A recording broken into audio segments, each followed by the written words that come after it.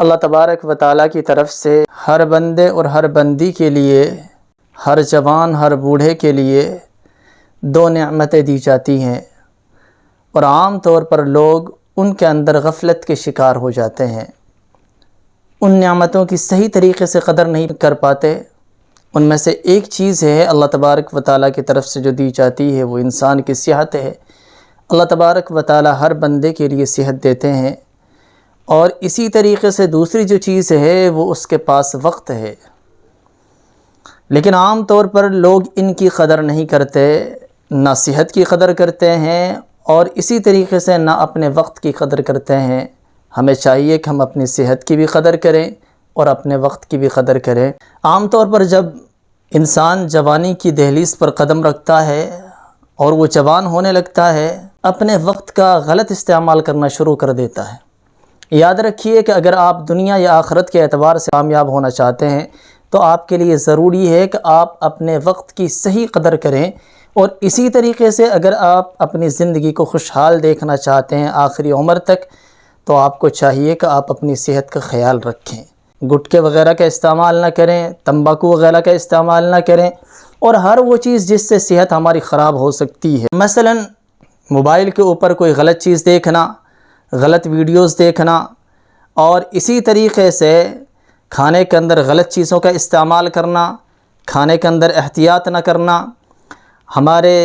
ہاضمے کے لیے جو چیزیں نقصان دہ ہیں ان کا استعمال کرنا، یہ تمام چیزیں ہیں جن سے انسان کی صحت خراب ہو جاتی ہے۔ ہمیں ضروری ہے کہ ہم ان تمام چیزوں سے بچیں۔ اللہ کی طرف سے دی ہوئی ایک امانت ہے جو صحت ہے، اس کی حفاظت کرنا ضروری ہے۔ اور دوسری جو چیز ہے وہ وقت ہے۔ جو بندہ اپنے وقت کا صحیح استعمال کرتا ہے وہی دنیا میں بھی کامیاب ہوتا ہے اور آخرت میں بھی کامیاب ہوتا ہے۔ اگر ہم دیکھیں تو اسلام نے ہمیں آلریڈی یہ چیز دی ہے کہ ہمارے وقت کو اس طریقے سے تقسیم کیا ہے اسلام نے اور شریعت نے کہ صبح فجر کی نماز دی ہمارے لیے تاکہ بندہ جلد اٹھ سکے، اور پھر اس کے بعد میں ایک لمبا وقت گزرتا ہے، اور اس کے بعد میں اللہ تبارک و تعالیٰ نے ظہر کی نماز فرض کی ہے تاکہ وقت کو اوقات کے اندر تقسیم کیا جا سکے، مختلف اوقات کے اندر تقسیم کیا جا سکے، اور اس کے بعد عصر کا وقت آتا ہے، عصر کی نماز فرض کی ہے، اور اس کے بعد مغرب کی، اور اس کے بعد عشاء کی۔ تو ان نمازوں کے جہاں اور بہت سارے فوائد ہیں، ان میں سے ایک خاص فائدہ یہ بھی ہے کہ ہمارا وقت خاص حصوں کے اندر، خاص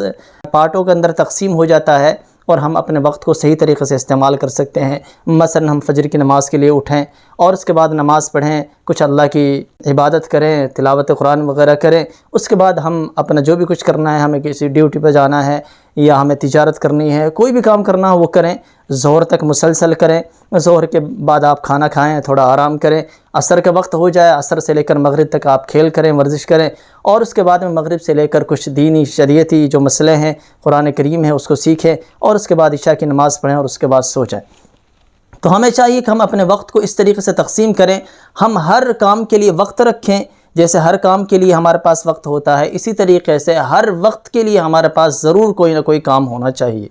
ہمارا وقت ذرہ برابر خالی نہیں جانا چاہیے، مکمل طریقے سے اپنے وقت کا استعمال کرنا چاہیے، اپنے وقت کو مشغول کرنا چاہیے، اور صحیح چیزوں کے اندر استعمال کرنا چاہیے، صحیح کاموں کے اندر اس کو مشغول کرنا چاہیے جو آخرت کے اعتبار سے ہمارے لیے فائدہ مند ہوں، اللہ کی رضا کا ذریعہ اور سبب ہوں، اور کم از کم اتنا تو ہونا چاہیے کہ ہماری دنیا کے لیے وہ فائدہ مند ہوں۔ اس بنا پر میری تمام نوجوانوں سے خاص طور سے درخواست ہے، نوجوان بچوں سے، نوجوان بچیوں سے، کہ اپنے وقت کا صحیح استعمال کریں۔ ہر وقت کے لیے کوئی کام جس طریقے سے ضروری ہے، اسی طریقے سے ہر کام کے لیے وقت ہونا چاہیے، اور ہر وقت کے لیے کوئی نہ کوئی کام ہمارا ہونا چاہیے۔ اس طریقے سے ہمیں اپنا ٹائم ٹیبل سیٹ کرنا چاہیے، اور کوئی وقت ضائع نہیں ہونا چاہیے۔ وما علینا۔